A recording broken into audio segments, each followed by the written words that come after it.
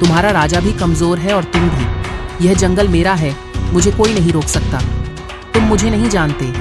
मैं हूँ विषकन्या, जिसकी नजरें कभी चूकती नहीं।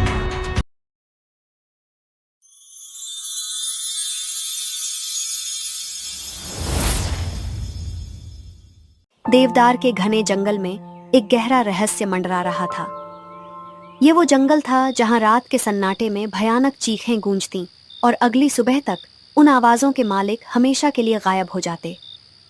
राज्य के महाराज वीर प्रताप इस अनसुलझी पहेली से अत्यंत चिंतित थे। उन्होंने अपने राज्य के सबसे कुशल और निडर सेनापति रुद्र को इस विकट समस्या का समाधान खोजने का कार्य सौंपा। परंतु नियति का खेल कुछ और ही था। किसी को अंदाजा नहीं था कि यह वही जंगल था जो रुद्र की अंतिम यात्रा का गवाह बनने वाला था। रुद्र, तुम हमारे राज्य के सबसे पराक्रमी योद्धा हो। हम तुम्हें एक बेहद जरूरी काम सौंप रहे हैं। हमारे उत्तरी जंगल में कुछ रहस्यमय शक्तियां सक्रिय हो गई हैं। जो भी उधर जाता है वह लौट कर नहीं आता। लोग कहते हैं कि जंगल में कोई ऐसी शक्ति है जो इंसानों को निगल जाती है। महाराज, आपका आदेश मेरे लिए सर्वोपरि है। मैं इस कार्य के लिए तैयार हूं, लेकिन क्या हमारे सैनिकों ने कुछ पता नहीं लगाया? क्या वे सब असफल रहे? हमारे सैनिक जो भी वहां से लौटे हैं वे दहशत में हैं। उनकी हिम्मत टूट चुकी है। हमें तुम्हारी बहादुरी पर पूरा विश्वास है रुद्र। तुम्हें इस रहस्य का अंत करना होगा। जैसी आपकी आज्ञा महाराज। मैं अपने प्राणों की बाजी लगाकर इस कार्य को पूरा करूंगा। उसी शाम रुद्र अपने महल में लौटा। उसकी पत्नी काव्या उसकी प्रतीक्षा कर रही थी। काव्या के चेहरे पर चिंता की गहरी लकीरें साफ झलक रही थीं। उसे महसूस हो रहा था कि कुछ बड़ा और भयानक होने वाला है। आज आपको दरबार से इतनी देर क्यों हुई? क्या महाराज ने कोई नया आदेश दिया? काव्या, महाराज ने मुझे एक बहुत ही महत्वपूर्ण कार्य सौंपा है। उत्तरी जंगल में हो रही रहस्यमय घटनाओं का पता लगाने मुझे वहां जाना होगा। आप जानते हैं कि मैं गर्भवती हूँ। मुझे आपकी जरूरत है और आपको अब ऐसी खतरनाक जगहों पर नहीं जाना चाहिए। देखो काव्या, यह मेरा कर्तव्य है। महाराज और राज्य को मुझ पर भरोसा है। अगर मैं नहीं जाऊंगा तो कौन जाएगा? अगर आपको कुछ हो गया तो हमारा बच्चा अपने पिता को खो देगा। काव्या, मैं वादा करता हूँ मैं लौट कर आऊंगा, और देखना हमारी संतान को मुझ पर गर्व होगा। रो मत काव्या, शांत हो जाओ। अगले दिन सुबह होते ही रुद्र देवदार के जंगल की ओर निकल पड़ा। उसके हर कदम में अटूट साहस था, जो उसे जंगल के सबसे गहरे और भयानक रहस्यों के और करीब ले जा रहा था। जैसे ही वह जंगल के भीतर प्रवेश किया, एक बूढ़ी विकृत आकृति अचानक उसके सामने प्रकट हुई। उसकी आंखें चमक रही थीं और उसका चेहरा क्रूरता से भरा था। कौन हो तुम और यहाँ क्या कर रहे हो? मैं महाराज वीर प्रताप का सेनापति हूँ और इस जंगल के रहस्य को सुलझाने आया हूँ। तुम कौन हो? ये जंगल तुम्हारे लिए नहीं है बेटा। यहाँ से कोई वापस नहीं लौटता। मैं तुम्हें चेतावनी देता हूँ, लेकिन अगर तुम जिद पर अड़े हो तो जाओ। तुम्हारा सामना ऐसी शक्तियों से होगा जिसकी तुम कल्पना भी नहीं कर सकते। सावधान रहना। मैं किसी से नहीं डरता। मेरा काम सच्चाई का पता लगाना है और मैं उसे पूरा करूंगा।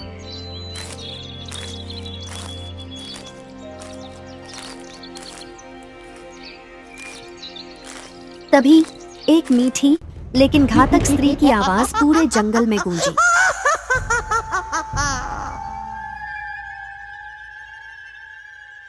कौन है जो मेरे जंगल में घुस आया है? मैं महाराज वीर प्रताप का सेनापति हूँ और मैं तुम्हारी चालबाजियों को खत्म करने आया हूँ, समझे? तुम्हारा राजा भी कमजोर है और तुम भी। यह जंगल मेरा है, मुझे कोई नहीं रोक सकता। तुम मुझे नहीं जानते। मैं हूँ विषकन्या, जिसकी नजरें कभी चूकती नहीं। रुक जाओ। लेकिन विषकन्या रुद्र से कहीं ज्यादा तेज थी। अगले ही पल विषकन्या की आंखों से जहरीली हरी रोशनी निकली और रुद्र के शरीर पर पड़ी। जैसे ही रोशनी उसके शरीर से टकराई, उसका शरीर तेजी से मुरझाने लगा, मांस सूखने लगा और हड्डियां दिखने लगीं। रुद्र दर्द से बुरी तरह कराहने लगा। तुम निशाना तब लगाते जब तुम मेरे वार से बच पाते। तुम्हें उस मूर्ख राजा की बातों में नहीं आना चाहिए था। कुछ ही देर में रुद्र का शरीर पूरी तरह सूखकर कंकाल बन गया और विषकन्या एक भयानक हंसी के साथ वहां से गायब हो गई। जंगल फिर से खामोश हो गया, लेकिन इस खामोशी में एक नया डर बस चुका था। जब कई दिनों तक रुद्र वापस नहीं आया, तो महाराज वीर प्रताप को यह स्वीकार करना पड़ा कि उनका बहादुर सेनापति अब इस दुनिया में नहीं रहा।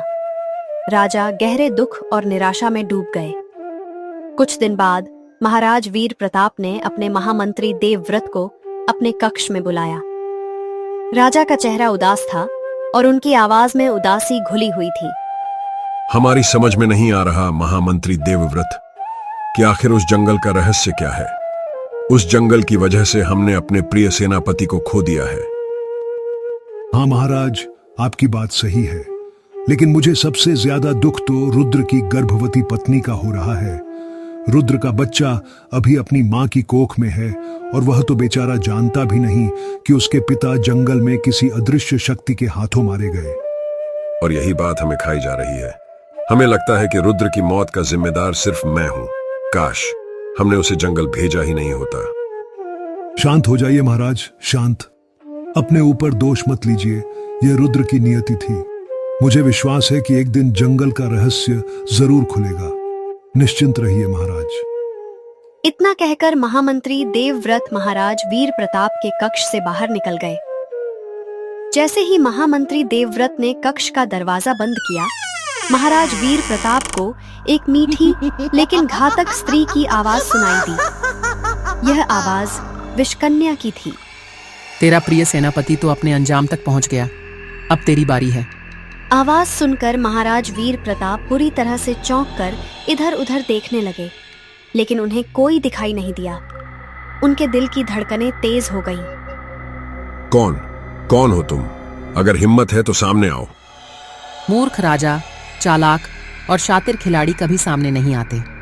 अगले ही पल महाराज वीर प्रताप का शरीर तेजी से मुरझाने लगा और वह दर्द से चीखने लगे। उनकी चीखें महल की दीवारों में गूंजने लगीं। कुछ ही देर में महाराज वीर प्रताप भी सूखकर कंकाल बन गए। महाराज वीर प्रताप की मौत से उनकी पत्नी महारानी देवयानी पूरी तरह टूट गईं। राज्य में शोक की लहर दौड़ गई। कुछ दिन बाद महामंत्री देवव्रत ने महारानी देवयानी से भेंट की।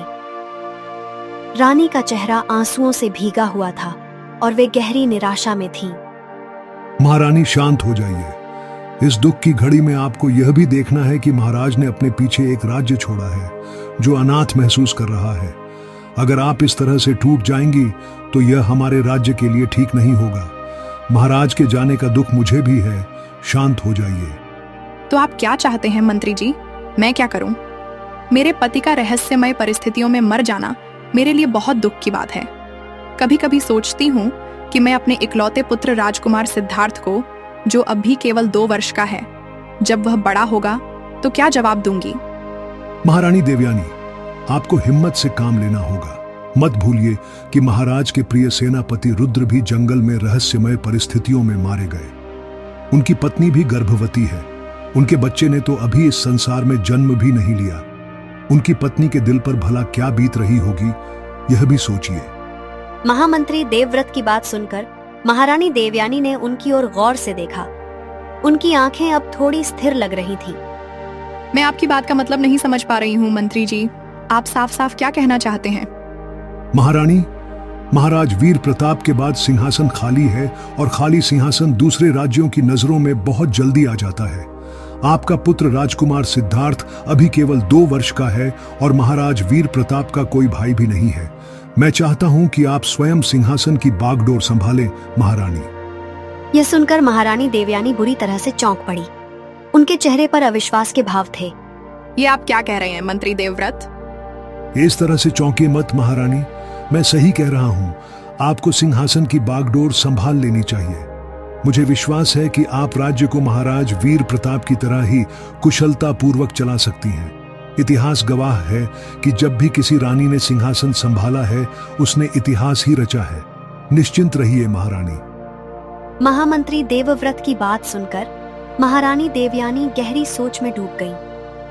उनके मन में उथल पुथल चल रही थी, लेकिन राज्य के भविष्य का विचार उनके सामने था। ठीक है मंत्री जी, अगर मेरी नियति में यही लिखा है तो यही।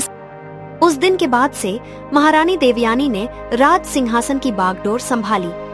उन्होंने अपनी बुद्धिमत्ता और दृढ़ता से राज्य को संभाला। कुछ समय बाद रुद्र की पत्नी काव्या ने एक स्वस्थ पुत्र को जन्म दिया। उसने अपने पुत्र का नाम आर्यन रखा। समय बीतने लगा। आर्यन अपने पिता रुद्र की बहादुरी की कहानियां सुनकर बड़ा होने लगा।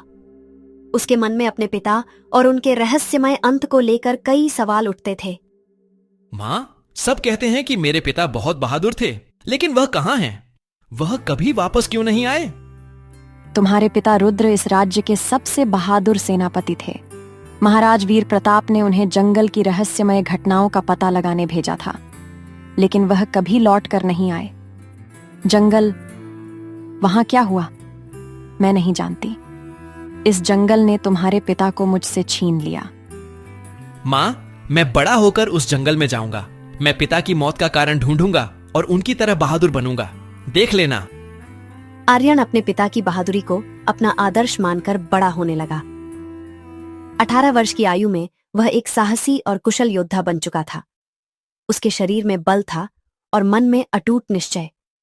उसने ठान लिया था कि वह देवदार के जंगल जाएगा और अपने पिता की मौत का रहस्य सुलझाएगा। एक दिन जब वह जंगल जाने की तैयारी कर रहा था तो उसकी मां काव्या उसके पास आई। आर्यन, मुझे तुम्हें खोने का डर है। तुम्हारे पिता की तरह तुम मेरी पूरी दुनिया हो। माँ, मैं वादा करता हूं कि मैं तुम्हारे पास लौटूंगा और पिता के नाम को फिर से जीवित करूंगा। निश्चिंत रहो माँ। देवदार के जंगल में प्रवेश करते ही आर्यन को वही भयानक माहौल महसूस होने लगा जिसे उसके पिता ने भी अनुभव किया था। पेड़ की सरसराहट में एक अजीब सी फुसफुसाहट थी और हवा में एक असहज उदासी फैली हुई थी। लेकिन आर्यन के इरादे मजबूत थे। वह गहरे जंगल में आगे बढ़ता गया। तभी एक अजीब सी हंसी गूंजी और वही बूढ़ा व्यक्ति उसके सामने प्रकट हुआ जो बरसों पहले रुद्र के सामने आया था। अरे अरे अरे अरे अरे, तुम्हारी चाल ढाल तो उसी सेनापति जैसी लगती है जो बरसों पहले यहाँ आया था। कौन हो तुम? मैं आर्यन हूं, उसी सेनापति का पुत्र। मैं अपने पिता की मौत का रहस्य सुलझाने आया हूं। ओह, तो यह बात है। तुम्हारा पिता बहुत बहादुर था, लेकिन बहुत जल्दबाज। उसने मेरी चेतावनी नहीं मानी। जंगल में जो कुछ है वह इंसानों की समझ से परे है। हाँ, मैं रहस्य को उजागर करके रहूंगा बाबा। आप निश्चिंत रहिए। हाँ, तो ठीक है। सुनो, यहां से कुछ दूर एक खंडहर है। वहां तुम्हें एक औरत मिलेगी। तुम उसका सामना नहीं कर पाओगे। बरसों पहले मैं तुम्हारे पिता को यही बात बताना चाहता था, मगर वह मेरी पूरी बात सुने बगैर मुझे अनदेखा करके चला गया था। इतना बोलकर बूढ़े ने अपना हाथ अजीबोगरीब दिशा में घुमाया। एक पल के लिए हवा में रंग बिरंगी किरणें चमकी और अगले ही पल उसके हाथ में एक प्राचीन ढाल आ गई जो चमक रही थी। अरे वाह, आप तो कोई जादूगर मालूम होते हैं बाबा। मैं कौन हूं इस बात का तुम्हें बहुत जल्द पता चल जाएगा। फिलहाल यह लो, तुम यह ढाल रख लो। तुम्हें खंडहर में विषकन्या नाम की औरत मिलेगी। विषकन्या ने तुम्हारे पिता की हत्या की थी। वह तुम्हारे ऊपर अपनी जादू की शक्ति से वार करेगी।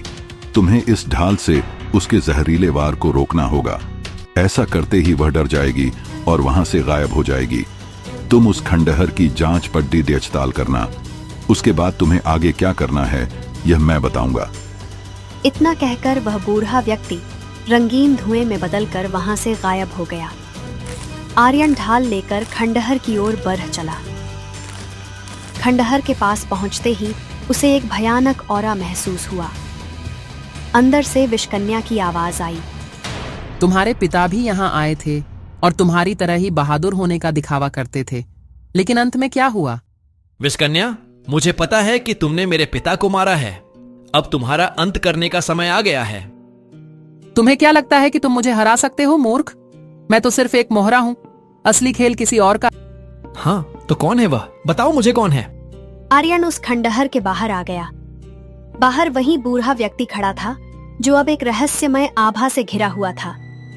आर्यन ने सारी घटना उसे बताते हुए पूछा, बाबा, उस दरवाजे के पीछे क्या है? मुझे बताओ, इसे कैसे खोलूं? आखिर उस गुप्त दरवाजे का क्या रहस्य है बाबा? आर्यन, वह दरवाजा देवयानी के जादू से बंद है। उसे खोलने का मंत्र केवल देवयानी जानती है।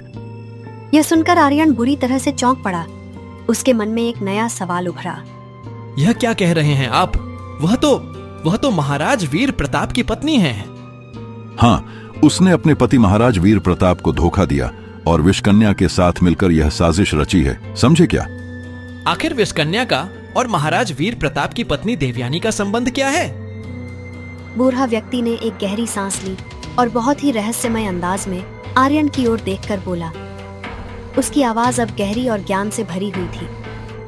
विषकन्या और देवयानी दोनों सगी बहनें हैं, मगर इस बात को महाराज वीर प्रताप नहीं जानता था। सच तो यह है आर्यन कि महाराज वीर प्रताप ने देवयानी के साथ प्रेम करके विवाह किया था और वर्षों पहले महाराज वीर प्रताप इसी जंगल में शिकार करने आए थे, जहां उनकी मुलाकात देवयानी नाम की एक सुंदर स्त्री से हुई। महाराज वीर प्रताप पहली ही नजर में देवयानी को दिल दे बैठे और उसे पत्नी बनाकर अपने महल ले गए। मगर वह नहीं जानते थे कि उनकी पत्नी देवयानी एक महत्वाकांक्षी औरत थी, जो महाराज वीर प्रताप की पत्नी बनकर राज्य की सत्ता संभालने का सपना देखने लगी। वह अपने मन की बात महाराज वीर प्रताप से नहीं कह सकती थी, इसीलिए उसने अपनी बहन विषकन्या का साथ लिया। विषकन्या, जो कि काले जादू की प्रक्रिया में माहिर जादूगरनी थी, सबसे पहले विषकन्या ने अपनी जादू की शक्ति से इस जंगल में और लोगों को अपने काले जादू से मारकर गायब करना शुरू कर दिया। इससे पूरे राज्य में डर फैल गया कि कोई चालाक प्राणी लोगों को गायब कर रहा है। महाराज वीर प्रताप इस साजिश को समझ नहीं पाए। महाराज वीर प्रताप की पत्नी देवयानी को लगा था कि महाराज वीर प्रताप स्वयं जंगल में पता लगाने के लिए जाएंगे, मगर महाराज वीर प्रताप ने अपने सेनापति रुद्र को चुना। विषकन्या ने रुद्र को मार दिया। अब देवयानी समझ गई कि महाराज वीर प्रताप एक चालाक व्यक्ति हैं, और फिर उसने महल में ही काला जादू करना शुरू कर दिया और अपने काले जादू की शक्ति से ही महाराज वीर प्रताप को महल में ही जलाकर राख कर दिया। अब महाराज वीर प्रताप के मरने के बाद महामंत्री देवव्रत ने महारानी देवयानी को सत्ता संभालने के लिए कहा, जो कि यही तो चाहती थी और हो गया।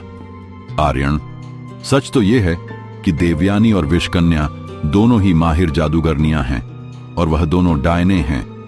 मुझे विश्वास है कि सत्ता के लालच में देवयानी अपने पुत्र राजकुमार सिद्धार्थ को भी जीवित नहीं छोड़ देगी, क्योंकि डायने अक्सर अपने पुत्र को भी खा जाया करती हैं। और यह कौन है? डायन ही तो है, डायन। आर्यन यह सुनकर स्तब्ध रह गया। उसका दिमाग घूम रहा था। ओह, यह बात है। लेकिन एक बात मेरी समझ में नहीं आई बाबा, आप इन सब के बारे में इतना सब कुछ कैसे जानते हैं?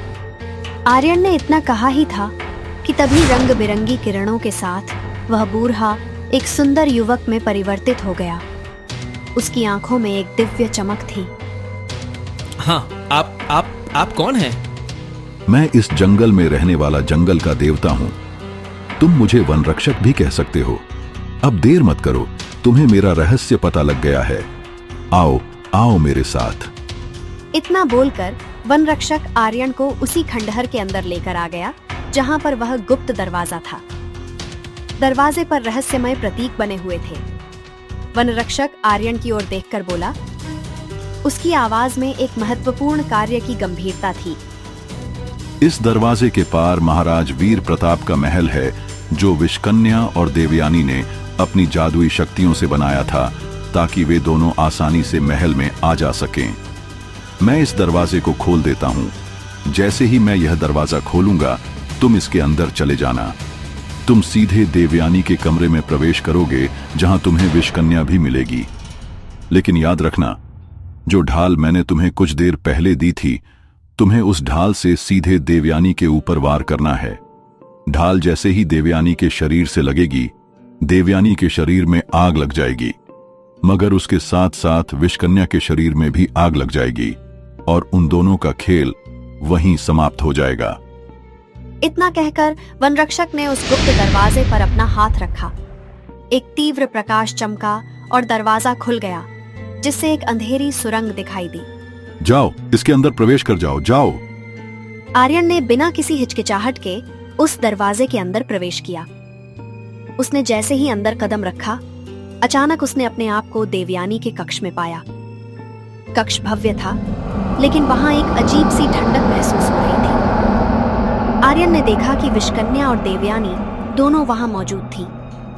देवयानी का चेहरा क्रूरता और अभिमान से चमक रहा था, जबकि विष्कन्या की आंखें जादू की शक्तियों से भरी थीं। आर्यन को देखकर उनकी आंखों में एक दुष्ट चमक। देवयानी, महाराज वीर प्रताप और मेरे पिता को तुमने धोखा दिया। मैं तुम्हारे इस खेल का अंत करूंगा। आर्यन, तुम्हारे जैसे न जाने कितने आए और मारे गए। तुम्हें क्या लगता है तुम मुझे हरा पाओगे? यह युद्ध मेरे पिता के न्याय के लिए है और मैं इसे किसी भी हाल में जीतूंगा।